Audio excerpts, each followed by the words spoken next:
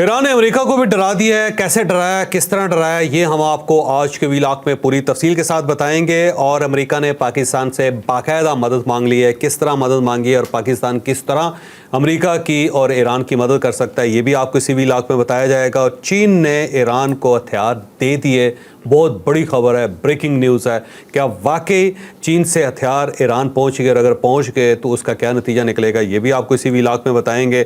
اور اس کے ساتھ ساتھ امریکہ نے اپنے ایئر بیسز خالی کرنا شروع کر دیا، آخر کیا خوف ہے جس کی وجہ سے یہ خالی کیے جا رہے ہیں، یہ بھی آپ کو اسی ویلاگ میں پوری تفصیل کے ساتھ بتائیں گے۔ اور انڈیا میں چتا کو آگ لگی، کیسے لگی، یہ بھی ہم آپ کو آج کے ویلاگ میں پوری تفصیل کے ساتھ بتائیں گے۔ لیکن ویلاگ کی طرف جانے سے پہلے میری آپ سے ریکویسٹ ہے کہ چینل کو سبسکرائب ضرور کیجیے گا، اور یہ جو بیل آئیکن ہے اس کو ضرور پریس کریں تاکہ نوٹیفیکیشن آپ کو ملتا رہے۔ اور یہ یاد رکھیں کہ ہر اچھی بات صدقہ جاریہ ہوتی ہے۔ اگر آپ کو یہ ویلاگ اچھا لگے تو کسی نہ کسی کے ساتھ ضرور شیئر کیجیے گا۔ اور ہم نے اپنا کالم 0 پوائنٹ اب آڈیو فارم میں لانچ کر دیا، آپ اس لنک پہ کلک کر کے اب ہمارے کالم سن بھی سکتے ہیں۔ اور ساتھ ہی ہم نے آپ کے لیے ایک واٹس ایپ کمیونٹی کریٹ کی ہے، اگر آپ کو تازہ ترین خبریں چاہیے تو ڈسکرپشن میں جا کے لنک کو ٹچ کریں تاکہ آپ کو خبریں ملتی رہیں۔ السلام علیکم ناظرین، میں ہوں فاروق عباس نیوٹرل بائی جاوید چودھری میں۔ ناظرین، ایران نے اپنا حیران کرنے کا سلسلہ جاری رکھا ہوا ہے اور پوری دنیا پریشان ہے کہ اس کے پاس کیا کچھ موجود ہے۔ مختلف اینالسٹ اس کے اوپر مختلف بات کر رہے ہیں، کچھ رپورٹس ہمارے پاس بھی آئیں، ہم نے کہا آپ کے ساتھ شیئر بھی کرتے ہیں، اور کچھ اس میں ڈیٹیل بھی بتاتے ہیں کہ کس حد تک یہ رپورٹس ٹھیک ہو سکتی ہیں، یا ایسا بھی ہے کہ اس میں کوئی شبے کی گنجائش باقی ہو۔ تو پروین سہانے صاحب کو میں سن رہا تھا، جو انڈین اینالسٹ ہیں، جب پاک بھارت جنگ ہو رہی تھی تو اس وقت انہوں نے جتنے تجزیے کیے تھے وہ تقریباً ٹھیک تھے، اور جتنی باتیں وہ اپنی فوج کو یا اپنی حکومت کو سمجھانا چاہ رہے تھے جو وہ بالکل نہیں سمجھ رہے تھے، وہ سب باتیں بعد میں ٹھیک ثابت ہوئی ہیں۔ اور انہوں نے کہا پاکستان بہت طاقتور ملک ہے، اسے پنگا نہ لو۔ اب انہی نے کچھ باتیں کی ہیں ایران کے بارے میں۔ انہوں نے کہا ہے جی کہ ہائپرسونک کروز میزائل ہیں ایران کے پاس، اور یہ ٹوٹل پوری دنیا میں صرف 3 ملکوں کے پاس ہیں۔ وہ کون کون سے ممالک ہیں جی؟ ایک چین ہے، ایک رشیا ہے، اور ایک ایران ہے۔ اس کے علاوہ ہائپرسونک کروز میزائل نہیں ہیں۔ یہ بہت ہی ہائی الٹیچیوڈ پہ فلائی کرتے ہیں اور انہیں تباہ کرنا آلموسٹ ناممکن ہوتا ہے، یا بہت ہی مشکل ہوتا ہے۔ اس کے بعد انہوں نے ایک اور بہت بڑا دعویٰ کیا جس کا جاوید چودھری صاحب نے آپ کو ہیڈ لائنز میں بتایا، اور یہ بہت بڑی خبر ہے، اور یہیں سے وہ اسٹوری کو آگے لے کے جائیں گے کہ انہوں نے کہا ہے کہ چائنا نے فوجی مدد کر دی ہے جی ایران کی۔ تو ہم جانتے ہیں یہ فوجی مدد کیسے کی گئی ہے، اور اس کا کیا چائنا کو بھی کوئی خمیازہ بھگتنا پڑ سکتا ہے، یا پھر تباہی ہونے والی ہے اسرائیل کی مزید۔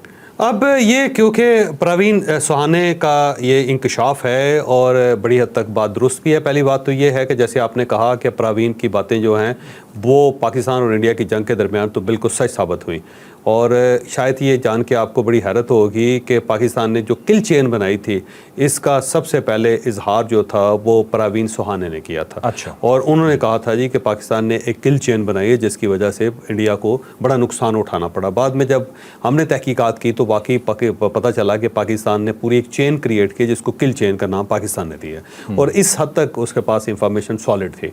اور وہ کل چین اس طرح ہے کہ صرف جہاز نہیں ہے بلکہ اس کے پیچھے بہت سارے میکنزم ہیں۔ میکنزم کے اندر آپ مثلاً آپ یہ دیکھ لیں کہ ہیکنگ ہے، پھر اس کے اندر سائبر اٹیکس ہیں، پھر اس کے اندر جیمنگ ہے، پھر اس کے اندر جہاز ہیں، پھر اس کے اندر سیٹلائٹ کمیونیکیشن ہے۔ تو بہت ساری چیزیں انہوں نے ملا کے ایک کل چین بنا دی تھی ایئر فورس نے، اور اس سے پھر اٹیک ہوا انڈیا پہ۔ اور یہ جو سب کچھ جو پاکستان نے کریٹ کیا تھا، ایئر فورس نے کریٹ کیا تھا، آپ اس کا کمال دیکھیں کہ انہوں نے اپنے سینے کے ساتھ لگا کے رکھا تھا۔ دنیا میں کسی کو پتہ نہیں تھا کہ پاکستان نے کس حد تک ترقی کی اور کتنا پاکستان کی ایئر فورس آگے چلے گئی ہے، اور اتنا سو فار سو کہ انہوں نے ایئر فورس کے اندر بھی لوگوں کو پتہ نہیں لگنے دیا تھا۔ مختلف سیگمنٹ سے ہر سیگمنٹ مختلف جگہوں پہ کام کر رہا تھا، کسی کو کسی کے ساتھ کوئی لنک نہیں تھا، کسی کو کسی کے ساتھ کوئی انفارمیشن شیئرنگ نہیں تھی۔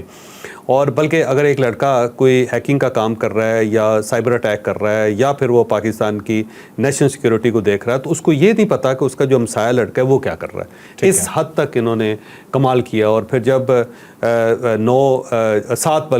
7 مئی کا دن آیا، پھر اس کے بعد 10 مئی کا دن آیا، تو پھر پاکستان نے پوری دنیا کو بتایا کہ جناب ہم کو ایویں نہیں ہے کہ آپ ہمارے اوپر چڑھ دوڑیں، اور پاکستان نے پھر اس کے بعد کمال کیا۔ اس سارے پروسیس کا نام پاکستان نے کل چین رکھا ہوا تھا، اور یہ جو کل چین ہے یہی کمال ہے اس کا۔ اور اس کا سارا جو صحرا ہے وہ جو پاک فضائیہ کے چیف ہیں ان کے سر جاتا ہے. ان کا یہ کمال ہے. اور بڑا ہاں جی ایئر مارشل ظہیر بابر سدھو صاحب. اور میں بڑے مزیدار آپ کو بات بتاتا ہوں کہ ان کے جو والد تھے نا حافظ صاحب تھے, ان کو حافظ سدھوں والا کہتے تھے, اور وہ حکیم تھے اور بے انتہا نیک آدمی. یعنی میرا جو بچپن ہے میٹرک تک وہ حافظ صاحب کے ساتھ میں ریگولر ان کے پاس جاتا تھا. میں نے اتنا ایماندار شاندار اور پرہیزگار آدمی آپ یقین کریں کہ زندگی میں نے دیکھا. آپ ان کے والد صاحب کو جانتے ہیں؟ میں بہت اچھی طرح جانتا ہوں, بہت اچھی طرح. لالا موسیٰ کے اندر ان کا ایک کلینک تھا اور مطب تھا, اور عورتیں اور مرد اور بچے وہاں پہ جاتے تھے ان سے علاج کروانے کے لیے. حافظ صاحب ہر وقت قرآن مجید پڑھتے رہتے تھے, ہر وقت, اور جتنی دیر بھی وہ مریضوں کو دیکھتے تھے نبض سے چیک کر کے مرض کا اندازہ لگا لیتے تھے, بلکہ شکل دیکھ کے بندے کی, اور وہ عام سمپل سی ریمیڈی دیتے تھے کہ اس کو یہ دے دیں, اس کو یہ دے دیں, اس کا کعوہ بنا کے پلا دیں, اور وہ شفا تھی ان کے ہاتھ میں, اس میں کوئی شک نہیں. انتہا درجے کے پرہیزگار, انتہا درجے کے ایماندار. اور ان کے ساتھ ایسا ہی ہمارا بچپن گزرا ہے وہیں پہ. میرے والد صاحب کے ساتھ ان کے بڑے اچھے ریلیشنز تھے, اور وہ حافظ صاحب کا بڑا احترام کرتے تھے, حافظ صاحب ان کی بڑی عزت کرتے تھے. اور اس وقت جو ان کے دونوں بیٹے ہیں ان کے ساتھ تو میری کوئی کبھی ملاقات ہی نہیں ہوئی تھی, میں آنیسٹلی کہوں, نہ ظہیر صاحب کے ساتھ ہوئی, نہ ان کے جو دوسرے بھائی ہیں ان کے ساتھ. وہ اب MNA ہیں وہاں سے. تو پچھلے دنوں ان کا فون آیا تو ان کے بھائی کا بس اتنا ہی کمیونیکیشن ہے. باقی وہ میرے والد صاحب کا انتقال ہوا تو وہ تشریف لائے تھے فاتحہ کے لیے. لیکن جو حافظ صاحب تھے نا ان کے ساتھ میرا ایک ریلیشن تھا, اس میں کوئی شک نہیں. اور میں حافظ صاحب کے پاس ویسے چلا جاتا تھا اور ان کے ساتھ گپ لگاتا تھا, تو بڑی دعائیں مجھے وہ دیتے تھے حافظ صاحب. اور اگر میری زندگی میں کوئی کامیابی ہے تو مجھے لگتا ہے کہ اس کے اندر ان کا کنٹریبیوشن بھی ہے, کیونکہ اتنا نیک آدمی میں نے زندگی میں نے دیکھا. تہجد کا لفظ میں نے حافظ صاحب کے منہ سے سنا تھا, ہمیں تو پتہ بھی نہیں تھا, ہم تو بالکل ایسے لفنٹر سے تھے. تو انہوں نے بتایا تھا کہ تہجد گزار رہے ہیں اور تہجد کی نماز کیسے ہوتی ہے. تو میں نے حافظ صاحب سے پوچھتا تھا کہ حافظ صاحب 5 نمازیں, چھٹی کون سی پڑھتے ہیں آپ؟ تو آپ نے کوئی زیادہ نہیں کرتی سارے. تو بچپن ہوتے تھے, بچپن کے ایسے ہی ہوتے تھے خیالات. تو حافظ صاحب یہ کہتے تھے کہ بیٹا یہ ایک نماز ہے فرض ہے, ٹھیک ہے, اور ایک نماز ہے جو احسان ہے. تو میں کہتے جی احسان کیا ہے؟ وہ کہتے ہیں جی کہ یہ اللہ تعالیٰ نے کوئی خاص کرم مسلمانوں کے اوپر کیا ہے, یہ احسان ہے, باقی فرض ہیں. تو یہ جو احسان ہے نا, اس سے بندے کو باہر نہیں نکلنا چاہیے کبھی بھی. یہ تو اللہ تعالیٰ نے خاص ہم پہ مہربانی کی ہے, یہ اس کا احسان ہے. تو یہ بڑی میرے لیے بڑی حیران کن بات ہے. میرے آج بھی ذہن کے اندر ہے وہ تہجد اور احسان. اور یہ دوسرا یہ ہے کہ وہ حافظ صاحب بڑے ہی حلیم الطبع اور بڑے نفیس آدمی, میں آنیسٹلی یہ کہتا ہوں. تو بس یہ ان کی دعائیں, میں آنیسٹلی کہہ رہا ہوں, یہ جو ظہیر بابر صاحب ہیں نا, ان کو اپنے والد کی دعائیں, اور یہ اس کا صدقہ ہے ان کی جو عاجزی کا اور ان کی جو عبادت گزاری کا, کہ اللہ تعالیٰ نے ان کو اتنی عزت دی ہے. اگر ان کے والد اگر شاید اتنے ایماندار اور اتنے شاندار نہ ہوتے تو شاید ان تک وہ اثر نہ پہنچتا. تو یہ اس کا اثر ہے جو ہے. تو بہرحال کل چین کی طرف آتے ہیں. تو پاکستان نے جو کمال کیا نا وہ یہ کیا کہ اس نے ہر راز اپنے سینے کے ساتھ لگا کے رکھا. بس یہ راز 7 مئی کو نکلا اور اس کے بعد 10 مئی کو نکلا.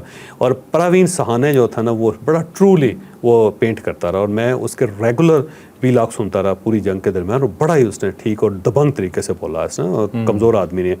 اب اس نے جو انفارمیشن دی ہے میرا دل سمجھتا ہے کہ کہیں نہ کہیں یہ بات درست ہو سکتی ہے, کیونکہ انہوں نے بتایا کہ 3 جہاز جو ہیں وہ چائنا سے اڑے ہیں, اور بعد میں انہوں نے ریڈار بند کر کے اور باقی سسٹمز بند کر کے پھر وہ ایران کے اندر لینڈ کیا انہوں نے. ٹھیک ہے. اور اب اگر اتنے سیکرٹلی کوئی جہاز چلتے ہیں چائنا کے اندر سے اور پھر وہ ایران کے اندر لینڈ کرتے ہیں, تو ڈیفینیٹلی اس کا مطلب یہ ہوا کہ چائنا نے پھر ایران کی مدد کرنی شروع کر دی. کارگو پلینز ہیں, کارگو پلینز ہیں, بالکل آپ نے درست فرمایا, کیونکہ دوسرے عام نارمل جہاز نہیں ہیں. تو کارگو کے اندر ظاہر ہے کیا چیز جا سکتی ہے یہ. تو مجھے لگتا ہے کہ جو مسنگ لنکس تھے ایران کے, وہ ایران کو سپورٹ ملنی شروع ہو گئی ہے چائنا سے. اور دوسرا اس سے پہلے آپ دیکھ لیں کہ جو رشین پریزیڈنٹ ہیں ان کے چائنیز پریزیڈنٹ کے ساتھ ٹیلی فونک بات ہوئی, تو وہ ایک نیکسس کریٹ ہو رہا ہے یا ایک ٹرائنگل کریٹ ہو رہی ہے رشیا کی اور ساتھ ساتھ ایران کی اور ساتھ چائنا کی. تو اگر یہ معاملہ آگے بڑھتا ہے تو آنے والے دنوں میں خاصے مسائل پیدا ہو جائیں گے, کیونکہ ایران کو بس ایک پش چاہیے تھی, اور پش اگر اسے گلوبل پاور سے مل رہی ہے تو پھر آپ یہ سمجھ لیں کہ معاملہ اتنا سادہ نہیں رہے گا, پھر آگے بڑھے گا. ایک اور بھی بات کی ہے انہوں نے, کہا جی کہ جنگ اگر طویل ہوتی ہے تو اس کا فائدہ صرف ایران کو ہوگا, کیونکہ طویل جنگیں لڑنے کا ایکسپیرینس صرف ایران کو ہے. اسرائیل کے پاس اتنا دم خم نہیں ہے کہ وہ لمبی جنگ لڑ سکے. دیکھو اس کے اندر نا, اس جنگ کے اندر ایک اور ایلیمنٹ بھی ہے جس کو آپ مائنس نہیں کر سکتے. وہ یہ ہے کہ امریکہ ایران سے بہت دور ہے, کوئی زمینی سرحد اس کے ساتھ نہیں ملتی, اور اسرائیل جو ہے وہ بھی ایران سے بہت دور ہے، کوئی زمینی سرحد نہیں ملتی. آپ زیادہ سے زیادہ یہ کر سکتے ہیں بمبارڈمنٹ کر کے ایران کو نقصان پہنچا سکتے ہیں، لیکن جب تک آپ گراؤنڈ فورسز کو لے کے نہیں آتے آپ کسی ملک کے اوپر قبضہ نہیں کر سکتے. نہ اسرائیل کر سکتا ہے، نہ ہی امریکہ کر سکتا ہے. اس کے لیے ضروری ہے کہ یا آپ افغانستان ہو، یا پھر آپ ٹرکی ہو، یا پھر آپ پاکستان ہو، یا پھر آپ UAE ہو، جو بالکل، یا پھر آپ عراق ہوں جو بالکل ساتھ ملتے ہوں ایران کے، اور پھر آپ اپنے گراؤنڈ ٹروپس لے کے وہاں پہ جا کے قبضہ کر سکتے ہیں. جیسے کہ افغانستان کے اندر ہوا بمبنگ جو تھی امریکہ نے کی فضا سے، اور ڈرونز مارے، یہ بارش سب چیزیں ٹھیک ہیں، لیکن اس کے بعد جب اسے داخل ہونا پڑا تو اسے زمینی پھر جو راستے تھے اس کو اڈاپٹ کرنا پڑا. پاکستان کا راستہ استعمال ہوا، ازبکستان کا راستہ استعمال ہوا، ٹرکی کا راستہ بھی استعمال ہوا، تو سب طرفوں سے جا کے پھر وہ افغانستان کے اندر جا کے قابض ہوئے. تو آپ کو پھر گراؤنڈ سے ٹروپ جو ہوں گے نا وہ آپ کو لے کے جانے پڑیں گے. اور یہ جو بات ہے نا کہ پاکستان کو مدد کر رہا ہے امریکہ کی، پاکستان ہی مدد کرے گا، پہلے یہ ذہن میں رکھیں.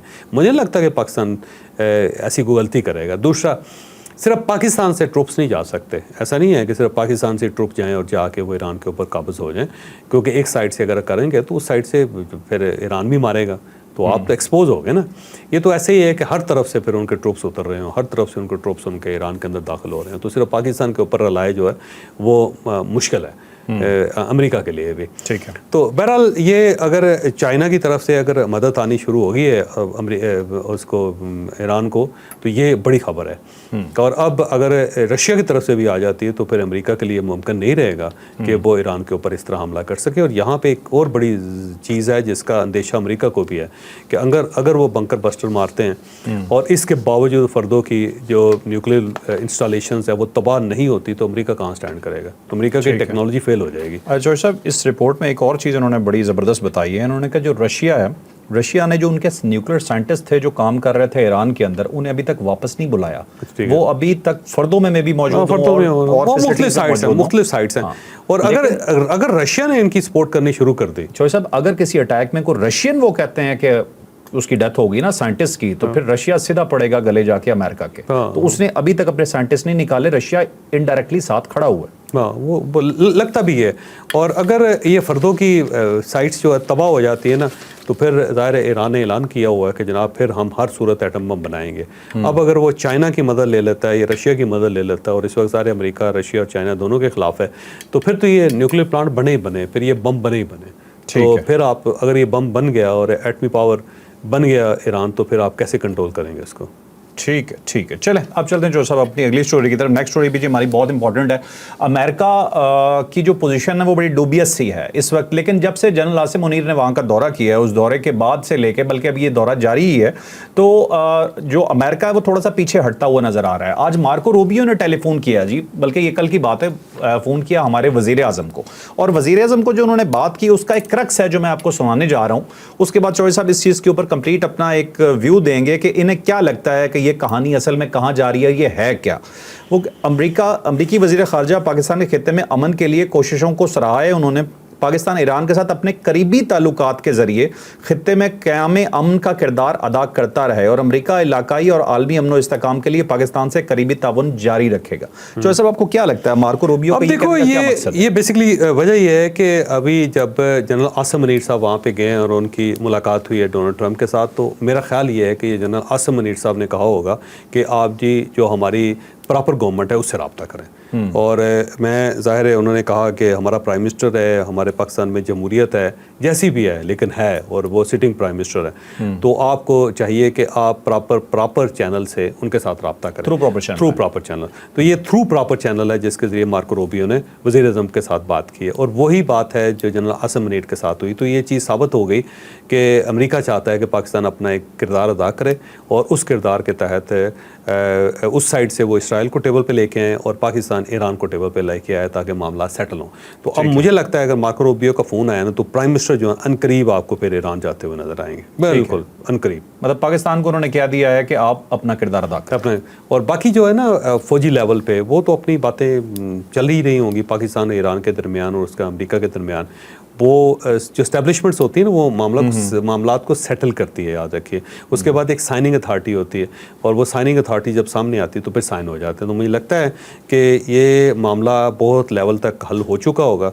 अब प्राइम मिनिस्टर साहब जाके फार्मली उनसे रिक्वेस्ट करेंगे और फार्मली उनकी गवर्नमेंट इसको तस्लीम करेगी। तो ये मामला मुझे निपटता हुआ नज़र आ रहा है। ठीक है, चलें अब चलते हैं जी अगली स्टोरी की तरफ। अमेरिका जी ऐसे लग रहा है कि जैसे थोड़ा खौफजदा हो गया। ये एक व्यू है, इसका दूसरा व्यू है वो भी आपको बताएंगे, लेकिन ये आप समझें कि जो आप इस चैप्टर में आपको बताने जा रहे हैं ये अभी तक की सूरत हाल है कि जंग में अभी तक किसका कितना नुकसान हो चुका है, कौन कहाँ स्टैंड कर रहा है, अमेरिका कहाँ स्टैंड कर रहा है। ये डिटेल से स्टोरी आपको बताते हैं कि हम क्यों कह रहे हैं कि अमेरिका थोड़ा सा खाइफ हो चुका है। अच्छा, अब दो चीज़ें हैं। एक देखो, जो पहला तज्जिया है ना वो ये है कि शायद मामला सेटलमेंट की तरफ जा रहे हैं, ठीक है। और जब क्यास होता है तो कोई चीज़ भी हम हतमी तौर पे नहीं कह सकते कि ये हो रहा है, ठीक है। अब एक दूसरा एंगल भी है, उस दूसरे एंगल के ऊपर भी बात करनी है और ये चीज़ साबित करेगा, वक्त साबित करेगा कि हम हो सकता है हमारा पहला एंगल ठीक हो या फिर ये दूसरा एंगल ठीक हो, ठीक है। क्योंकि अक्सर लोग ये भी कहते हैं कि देखिए जी, आपका एक पहले ऊपर तजिया और था, नीचे तजिया और था। भाई दो अलग अलग गेम्स चल रही हैं, दोनों अलग अलग गेम्स के बारे में अलग अलग ही तबसरा किया जा सकता है। अब इस तरह है कि जो यूएई और इस सारे एरिया के अंदर जो एयर बेसिस है अमेरिका के, वहाँ अमेरिका ने उनको खाली करना शुरू कर दिया हुआ है। अल अदीद उनका एयर बेस है, उसको उन्होंने खाली कर दिया और ये 1996 में बना था। 10,000 फौज अमेरिका की वहाँ पे तैनात है कतर के अंदर। कतर के अंदर ना ये सारा वो रीजन है, ये उसी रीजन के अंदर ना ये अरेबियन सी है, फिर इसी के अंदर ईरानियन सी है और यहीं पे सारे करीब करीब में मुल्क हैं। तो अल अदीद एयर बेस जो है ना कतर के अंदर है, ये बात आपने दुरुस्त फरमाई। और यहाँ पे 1996 में 10,000 फौज अमेरिका ने तैनात की थी, जिसका बिल जो है वो कतर दे रहा है अच्छा अमेरिका को। हाँ जी। और सेंटकॉम का जो फॉरवर्ड हेडक्वार्टर है वो भी यहाँ पे। अब सेंटकॉम आपको पता होगा कि अमेरिका ने अपने जो मुख्तलिफ रीजन्स हैं अपनी फ़ौज के अंदर तकसीम किए हुए हैं और वहाँ जो 4 स्टार जनरल्स हैं, आपको पता है कितने 4 स्टार जनरल्स हैं वैसे अमेरिका के अंदर? नहीं, मुझे नहीं। 40 4 स्टार जनरल्स हैं अमेरिका के अंदर। हाँ जी, ये ज़हन में बड़ी फ़ौज है, ऐसा नहीं है। अच्छा। और उसने मुख्तलिफ रीजन्स में तकसीम किया हुआ है। ये जो रीजन है ना, ये शुरू होता है मिस्र से। मिस्र से लेके पाकिस्तान का जो रीजन है ना, उसको कहते हैं सेंटकॉम। ओके। तो सेंटकॉम का मतलब ये है कि इसका एक अलग 4 स्टार जनरल है, ठीक है। और ये जनरल जो है ना वो देखता है कितना इलाका इजिप्ट से, मिस्र से लेके पाकिस्तान तक का इलाका जो है वो उसके कंट्रोल में है, वो इसका फैसला करता है। और यहाँ पे जितनी फौज तैनात हैं वो सेंटकॉम के अंडर आती हैं और उनके जनरल के अंडर आती है और वो 4 स्टार जनरल है। 40 4 स्टार जनरल्स हैं इस वक्त। मेरा ख्याल है टोटल जो प्रोविजन 40 की है, तो इस वक्त तकरीबन 38 के करीब वहाँ पे 4 स्टार जनरल सर्विंग है 4 स्टार जनरल है। हाँ जी, हाँ जी। तो ये जो सेंटकॉम है उसका एक फॉरवर्ड हेडक्वार्टर है, वो भी ज़ाहिर है यहाँ पे कतर के अंदर है। और वहाँ से अमेरिका ने अपने वहाँ से त्यारे हटा लिए हैं, वहाँ से जो बैरी बेड़े हैं उसको भी हटा लिया है और वो पीछे हट रहे हैं और हेडक्वार्टर जो वो खाली हो रहा है। अब इसके 3 व्यूज़ हो सकते हैं। एक व्यू तो ये हो सकता है कि अमेरिका हो सकता है हमले की तैयारी कर रहा हो, तो उसे ये ख़तरा हो कि रिटेलिएशन आ सकती है ईरान की तरफ से, और अगर होगी तो करीब तरीन जो बैरी बेड़े हैं, जो हेडक्वार्टर्स हैं, उनको हिट करेगा ईरान। तो एक इम्कान तो ये भी है कि जो 2 हफ्ते ट्रंप ने लिए हैं वो इन सारी जगहों पे रीएलोकेशन से लिए कि रीएलोकेट किया जाए चीज़ों को, रीशेप किया जाए, ये हो सकता है। दूसरा ये हो सकता है कि अमेरिका डर गया हो कि ये जंग अगर फैलती चली गई है तो हमें नुकसान होगा, हमारे ऊपर हमला हो सकता है, और खौफ की वजह से अमेरिका इस रीजन से निकल रहा। और थर्ड जो चीज़ ये है कि उन्हें ख़तरा हो कि आयतुल्लाह पे हमला ना हो जाए कहीं, क्योंकि अगर आयतुल्लाह पे हमला कर दिया इसराइल ने या अमेरिका की तरफ से हो गया या फ़र्दों के ऊपर हमला हो गया, तो फिर आप ये समझें कि हिट लिस्ट पे होगा अमेरिकन एयर बेस भी, फिर ईरान बाज नहीं आएगा, फिर ईरान के पास जो मसाला है ना वो उसको इस्तेमाल करेगा। और इसके साथ साथ अगर ये ख़बर हम क्लब करें चाइना की, तो हो सकता है चाइनीज़ ने एयर डिफेंस सिस्टम जो है ना वो दे दिया हो ईरान को ताकि उसको डिफेंड किया जा सके, और हो सकता है एयर डिफेंस सिस्टम वो फ़र्दों के ऊपर लगा दें ताकि इसको बचाया जा सके किसी तरीके से, ये भी हो सकता है। और ये भी मुमकिन है कि कोई ऐसे मैकेनिज़्म लाए गए हों कि मैक्सिमम फ़र्दों की जो इंस्टॉलेशन है उसको वाकई बचाया जा सके। वैसे तो यूरेनियम को आसूदा करने का जो प्लांट होता है उसको मूव नहीं किया जा सकता, लेकिन हो सकता है कोई ना कोई टेक्नोलॉजी नई डेवलप कर ली हो चाइना ने, क्योंकि चाइना जो टेक्नोलॉजी में बहुत आगे है। अभी तक जो उसने किया है उसने हैरान ही किया हुआ, ठीक है।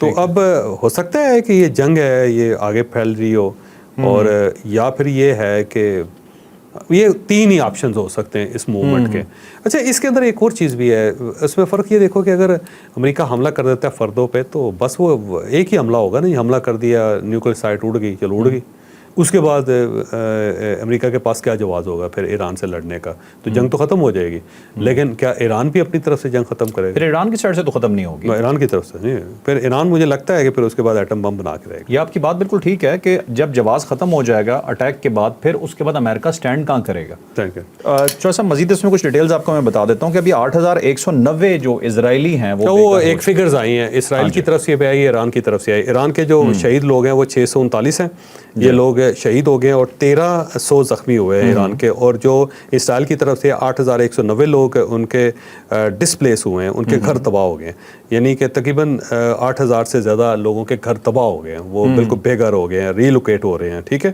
اور اس کے ساتھ ساتھ 30,000 کلیمز انہوں نے جمع کروائے ہیں، کسی کی پراپرٹی چلی گئی ہوگی، کسی کی دیوار گر گئی ہوگی، کسی کی گاڑی ختم ہو گئی ہوگی، یہ کسی کا دفتر جوڑے، انشورنس کلیمز ہے، ٹھیک ہے۔ اور یہ جو انشورنس کلیم ہے وہ 30,000 ہے، اور یہ بہت بڑی فگر ہے۔ 30,000 انشورنس کلیمز کا مطلب یہ ہوتا ہے کہ انشورنس کمپنیز ڈیفالٹ کر جائیں گی سارے، ٹھیک ہے۔ اور اس کے ساتھ 25 لوگ ان کے ہلاک ہوئے ہیں، اور تقریباً جو ہے نا 1000 کے قریب لوگ ان کے زخمی ہیں وہاں پہ اسرائیل کے اندر، اور اس سائڈ پہ 1300 زخمی ہیں اور 639 جو ہے نا وہ ایران کے شہید ہیں، اور یہ فگرز آ گئی دونوں ملکوں کی طرف سے۔ تو ایران کا نقصان تو ہے، لیکن اسرائیل کا نقصان بھی کم نہیں ہے، ذہن میں رکھیں، وہ تو ایک آدمی مر جائے تو پورا ملک رونا شروع کر دیتا۔ جی جو صاحب بالکل۔ اور ناظرین ایک آپ کو دلچسپ صورتحال بتاتے جائیں، اس وقت حالات یہ ہیں کہ ایران کے پاس میزائل زیادہ ہیں اور ان کے پاس انٹرسیپٹر کم ہے، تباہ کرنے کے لیے کم بچے ہیں، میزائل ان کے پاس ابھی تک بہت زیادہ ہیں، اور یہی فکر کھائی جا رہی ہے اسرائیل کو۔ اب آخری ٹاپک ہمارا جی، انڈیا پاگل ہو گیا، لگ گئی ہے جی چتا کو آگ اس کے، مودی صاحب زندہ جلی جا رہے ہیں، یہ پوری سٹوری کیا ہے یہ آپ کو بتاتے ہیں ڈیٹیلز۔ اب وہ پاکستان کا جو اعزاز ہے نا کہ جنرل عاصم منیر صاحب کی جس طرح سواگت کیا گیا، جس طرح ان کی عزت افزائی کی گئی، جس طرح پاکستان کی عزت افزائی کی گئی، جس طرح ان کو لنچ دیا گیا، وہ انڈیا کو ہضم نہیں ہو رہا اور ان کو بڑی تکلیف ہو رہی ہے۔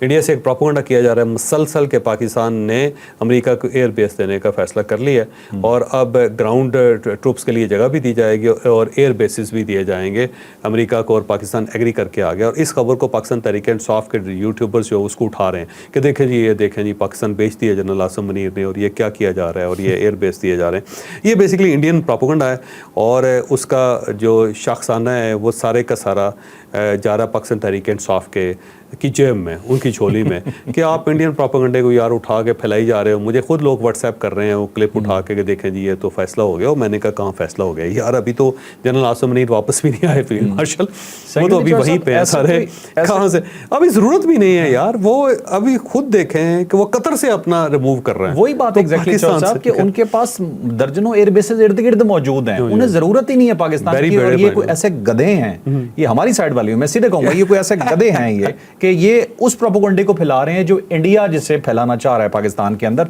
تو بہرحال جی معذرت خواہ ہیں، اب کیا کہہ سکتے ہیں، سخت الفاظ یوز کرنے پڑتے ہیں، لیکن آپ پی ٹی آئی ہوں یا کوئی بھی ہوں، اگر آپ کی حرکتیں اینٹی پاکستان ہوں گی تو آپ کو جواب ہماری طرف سے دورہ ہضم نہیں ہو رہا ویسے جنرل عاصم منیر صاحب، اور جنرل عاصم منیر صاحب کمال بھی کرتے جا رہے ہیں۔ اب دیکھیں تھنک ٹینک کے ساتھ بات کرنا شروع کی انہوں نے، پھر وہاں پہ جو انٹرنیشنل میڈیا ہے اس کے ساتھ بات کرنی شروع کی ہوئی ہے، انہوں نے پاکستانیوں سے وہاں پہ بات کرنی شروع کی ہوئی ہے۔